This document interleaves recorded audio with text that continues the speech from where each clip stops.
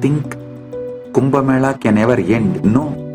From today, the new energy starts.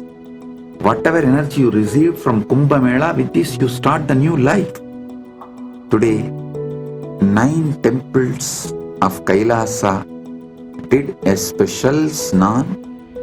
Oklahoma, Ohio, San Jose, LA, Houston, Toronto, Avadi, Salem, Singapore, and Kumbh Mela itself is celebrated and observed all over the world in all Kailasas, especially in Prayag. So, we are having an auspicious, amazing, powerful Kumbh Mela celebration and Shivaratri happening right now all over the world.